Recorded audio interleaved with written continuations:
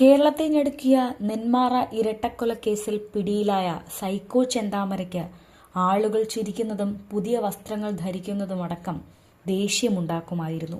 കഴിഞ്ഞ ദിവസം അരും കൊലയ്ക്ക് ശേഷം പിടിയിലായ ചെന്താമരയെക്കുറിച്ച് ഞെട്ടിക്കുന്ന വാർത്തകളാണ് ഇപ്പോഴും പുറത്തുവരുന്നത്.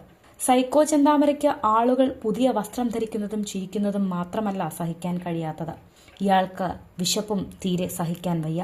നീണ്ട മുടിയുള്ള സ്ത്രീയാണ് കുടുംബം തകരാൻ കാരണമെന്ന അന്ധവിശ്വാസത്തിന്റെ പേരിൽ 2019 സുധാകരന്റെ ഭാര്യ സജിതയെ കൊലപ്പെടുത്തിയ ശേഷം പോത്തുണ്ടി മലയിലേക്ക് കയറിയ ചെന്താമര 5 ദിവസമാണ് അവിടെ കഴിഞ്ഞത്.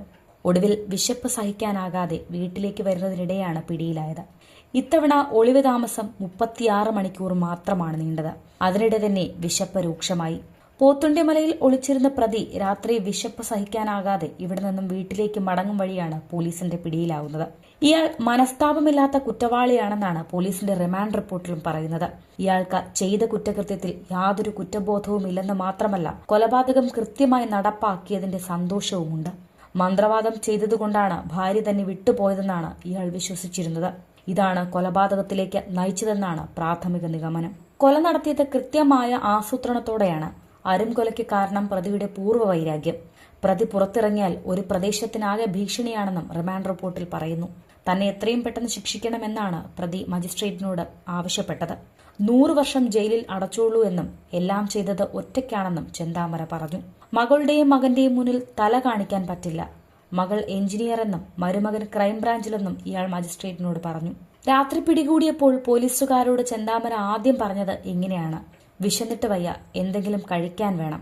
നെന്മാറ സ്റ്റേഷനിലെത്തിച്ചപ്പോൾ നല്ല വിശപ്പുണ്ട്, ചിക്കനും ചോറും വേണമെന്നായിരുന്നു ഡിമാൻഡ്. ഈ നേരത്ത് എവിടെ ചിക്കനും ചോറുമെന്നായിരുന്നു പോലീസുകാർ. എന്തായാലും രാത്രി 11ഓടെ സ്റ്റേഷൻ മെസ്സിലെ ഇഡ്ഡലിയും കറിയും ഓംലെറ്റും കഴിച്ച് ചെന്താമര വിശപ്പടക്കി. ഭക്ഷണം കഴിക്കാത്തതിന്റെ ക്ഷീണമല്ലാതെ മറ്റസുഖങ്ങളൊന്നും പ്രതിക്കില്ലായിരുന്നു. കാട്ടിലേക്ക് വേലി മറികടന്നു പോയതിന്റെ ചെറിയ മുറിപ്പാടുകൾ ദേഹത്തുണ്ട്. പുലർച്ചെ പ്രതിയെ ആലത്തൂരിലേക്ക് കൊണ്ടുപോയി. 2 പേരെ കൊടുവാൾ കൊണ്ട് വെട്ടിക്കൊലപ്പെടുത്തിയിട്ടും ഇയാൾക്ക് യാതൊരു കുറ്റബോധമില്ലെന്നാണ് പോലീസുകാർ പറയുന്നത്. ചിക്കനും ചോറുമൊക്കെ ചോദിക്കാൻ യാതൊരു മടിയും ഉണ്ടായില്ല.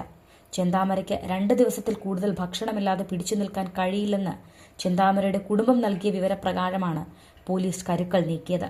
കൊലപാതകം നടന്ന 36 മണിക്കൂറിലാണ് ചെന്താമര പിടിയിലാകുന്നത്. വൈകുന്നേരം മാട്ടായിൽ ചെന്താമരയെ കണ്ടതായി വിവരം ലഭിച്ചതിനെ തുടർന്ന് പോലീസും നാട്ടുകാരും ചേർന്ന് ചെന്താമരയ്ക്കായി വ്യാപക തിരച്ചിൽ നടത്തി. പോലീസ് തിരച്ചിൽ അവസാനിപ്പിച്ച് പിന്മാറിയെന്ന് പ്രതീതിയുണ്ടാക്കിയതാണ് നിർണായകമായത്. ഇതോടെ വിശപ്പ് സഹിക്കാതെ ചെന്താമര പുറത്തു വന്നു. ഒളിയിടത്തിൽ നിന്ന് ചെന്താമരയെ പുറത്തു ചാടിക്കുകയെന്ന ലക്ഷ്യത്തോടെയാണ് രാത്രി പോലീസ് തന്ത്രമൊരുക്കിയത്. എല്ലാം നിരീക്ഷിച്ചിരുന്ന ചെന്താമര പോലീസ് പിന്മാറിയെന്ന് കരുതുകയും ചെയ്തു. കൃത്യമായി ഫലം കാണുകയായിരുന്നു ഇത്. സ്റ്റേഷനിലെത്തിച്ച പ്രതിക്ക് നേരെ നാട്ടുകാർ പ്രകോപിതരായി അടുത്തു. ഏറെ പണിപ്പെട്ടാണ് പോലീസ് ജനത്തെ നിയന്ത്രിച്ചത്. ചെന്താമരയെ തൂക്കിക്കൊല്ലണമെന്നും ആരുടെയും വാക്ക് വിശ്വാസമില്ലെന്നും കൊല്ലപ്പെട്ട സുധാകരന്റെ മക്കളും പറയുന്നു.